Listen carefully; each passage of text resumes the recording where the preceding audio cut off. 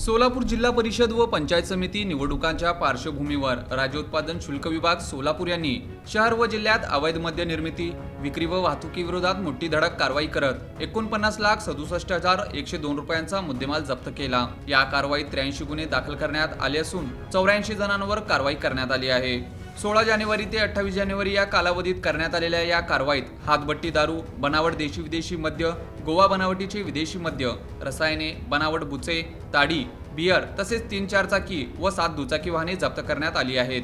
यामध्ये 24,075 लिटर रसायन, 1,626 bulk litre हातभट्टी दारू, 964 बल्क लिटर परराज्यातील विदेशी मद्य यासह मोठ्या प्रमाणावर अवैध साठा आढळून आला।